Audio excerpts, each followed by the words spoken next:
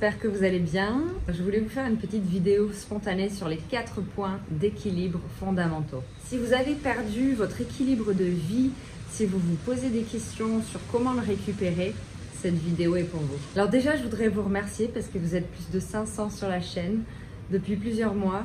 Je vous remercie infiniment de votre confiance et de vous être joint à cette aventure de conscience, d'éveil, de spiritualité, de développement personnel et de liberté.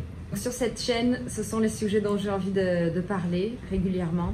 J'étais un petit peu absente ces 3 derniers mois parce que j'ai fait une formation pour devenir coach holistique. Je ne sais pas si vous vous rappelez, pour certains d'entre vous, j'avais commencé un challenge personnel de transformation de 6 mois en août.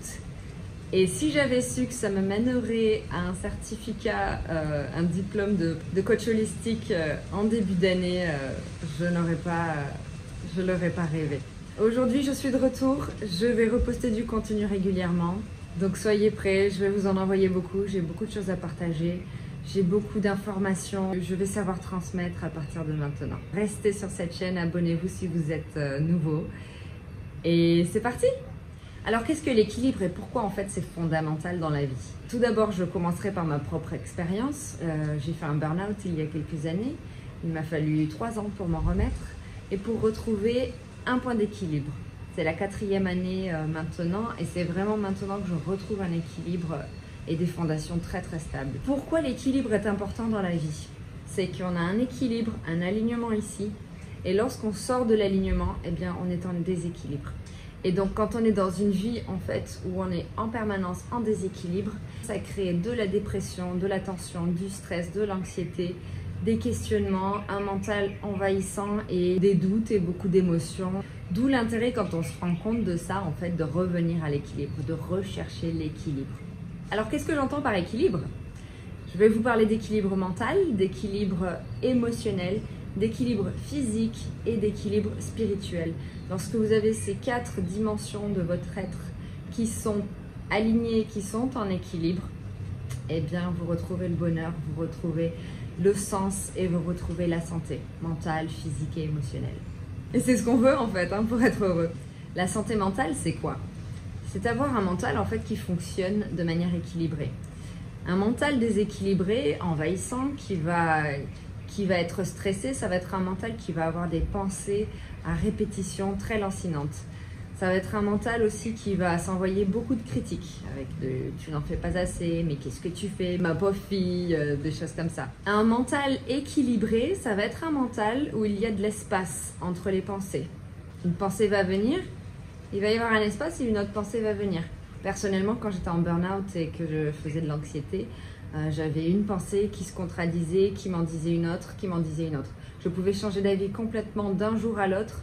Le lendemain, par rapport au même sujet, j'avais complètement changé d'avis et tous mes avis étaient contradictoires et sans queue ni tête. Ça, ce sont les effets d'un mental perturbé, d'un mental stressé et déséquilibré.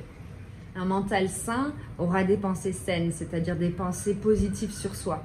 Ce sera un mental qui envoie en fait de l'amour dans ses pensées. Je sais que tu vas y arriver, continue, tu es forte, qu'est-ce que tu es belle. Voilà, un dialogue intérieur qui va encourager et venir soutenir en fait dans la prise de décision et la prise d'action. Un mental sain, ce sera aussi un mental qui fait preuve de clarté. C'est-à-dire qu'au moment où vous avez un choix à faire, eh bien ça va être facile de prendre une décision. Si votre mental est déséquilibré, dans l'anxiété, dans le stress, il ne va pas pouvoir prendre de décision. Et une décision hyper simple va vous paraître hyper compliquée. Donc un mental déséquilibré, je l'appelle, en soi, c'est pas la fin du monde. Le mental, c'est notre allié, sauf qu'en fait, lorsqu'il n'est pas discipliné, eh bien ça devient notre meilleur ennemi, si ce n'est notre pire ennemi. Lorsqu'il n'est pas discipliné ou qu'on ne lui a pas appris en fait à penser d'une certaine manière et à se réguler, eh bien ça crée de la dépression.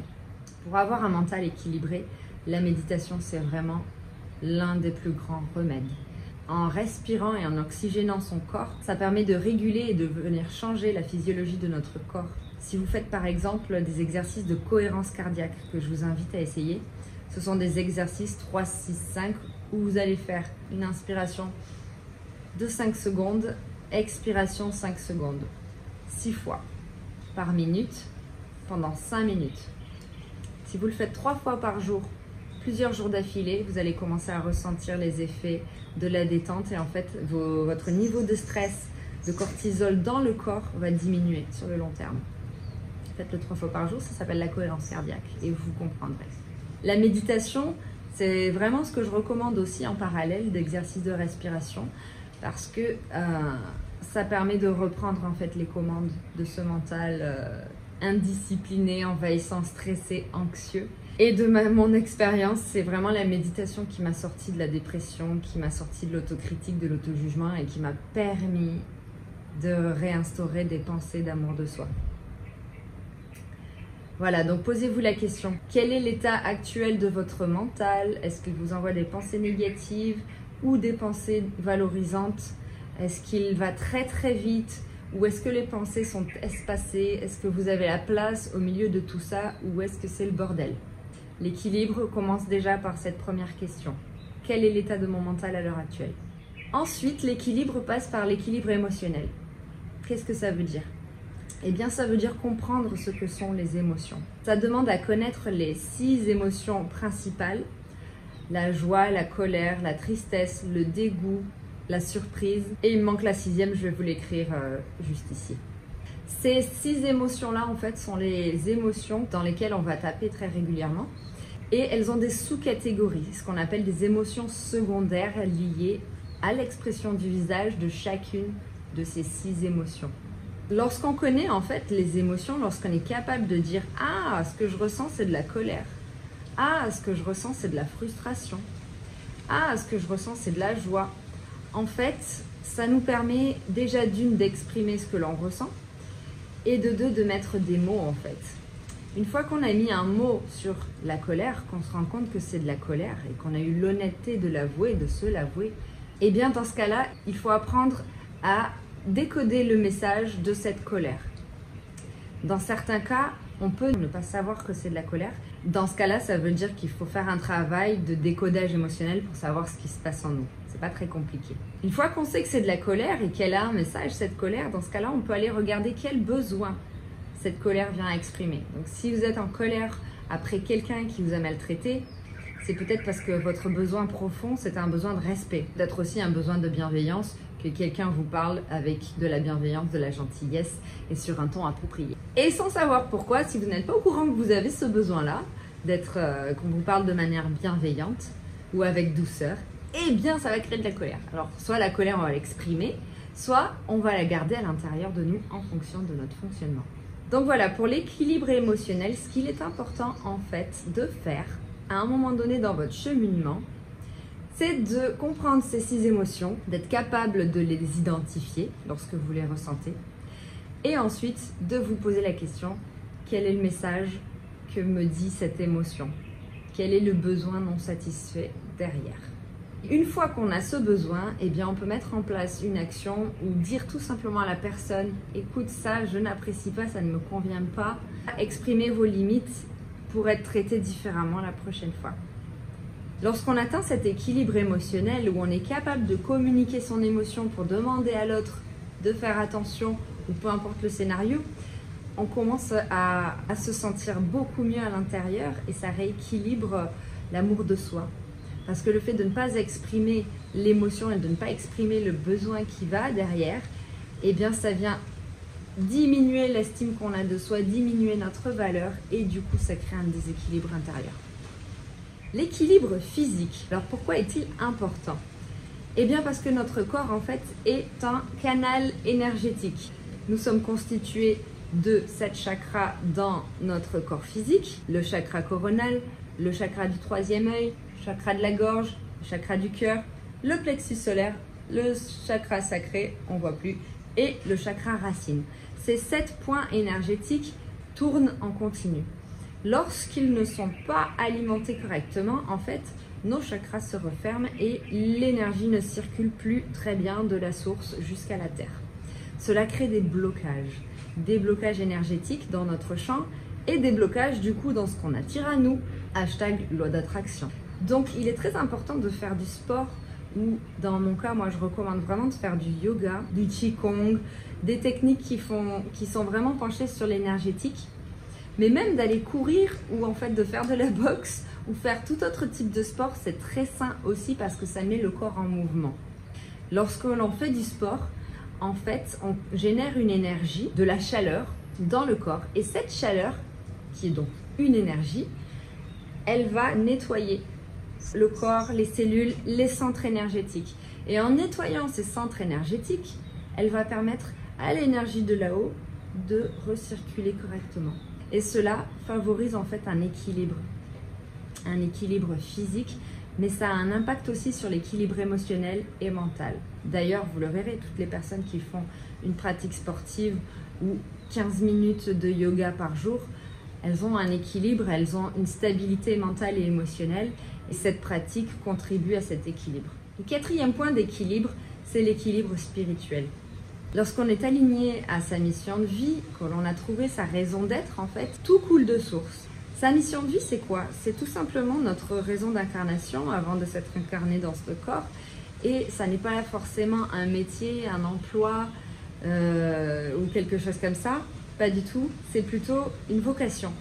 Une vocation et une raison de se lever le matin qui a du sens. Trouver cette raison de se lever le matin, remettre du sens dans notre vie, ça passe par un travail de découverte de soi, de déconditionnement, de démantèlement de nos croyances et vraiment le fait de s'autoriser à être soi-même. C'est un gros travail, mais on y arrive, j'ai réussi et ça change vraiment la vie en fait de s'embarquer dans ce travail de reconnexion spirituelle. Aujourd'hui d'ailleurs ce que je fais c'est vraiment aligné à ce que j'avais envie de faire et ça m'a pris du temps de me mettre à faire des vidéos, de me mettre à parler en public, de débloquer tous ces blocages que j'avais, toutes ces peurs que je ne voyais pas.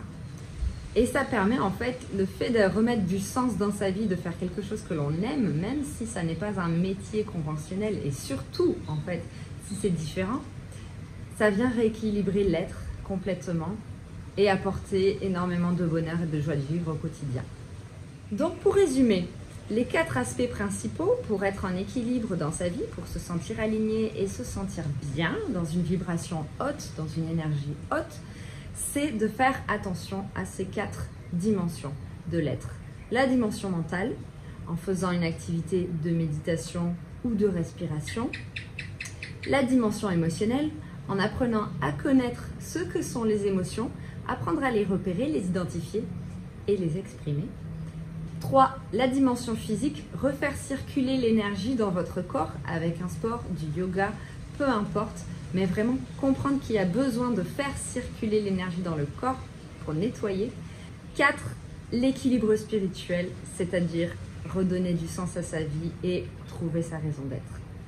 Une fois que ces 4 choses ont été étudiées, je vous avoue qu'on se sent super bien. L'équilibre, c'est quelque chose en fait, c'est pas un point où on arrive et où on y reste et où on s'accroche. Ça n'est pas du tout ça. L'équilibre, c'est un exercice de funambule. C'est-à-dire qu'au départ, on va comprendre qu'il faut le retrouver, cet équilibre, et on va faire ça. Hop, on va y revenir. Hop, on va en ressortir. On va faire des actions, des choix, on va avoir des pensées, on va pas y arriver, on va faire de la méditation, ça va pas réussir, on va s'énerver, on va faire du sport. On va pas s'y tenir, on va créer des changements dans notre vie, on n'arrivera toujours pas à revenir là, on va manquer d'autodiscipline. C'est normal, ça m'a pris 3 ans. Alors les amis, rappelez-vous que cette perte d'équilibre, ça fait partie de la récupération de l'équilibre. Tout changement demande du temps. Donc les reculades, les échecs, j'aime pas appeler ça comme ça, mais les reculades, ça fait partie de l'avancement. Il faut les inclure en fait à votre réussite. Pour tous ceux qui sont en recherche d'équilibre, eh bien n'hésitez pas à rejoindre le groupe Facebook que j'ai créé de soutien à l'éveil spirituel. Je vous mets le lien ci-dessous. On est déjà 200 personnes. On se soutient, on s'entraide. Voilà, c'était tout pour aujourd'hui. Je vous remercie de m'avoir écouté. J'espère que je vous ai appris quelques petites choses. Je vous embrasse très très fort et je vous dis à bientôt pour une prochaine vidéo.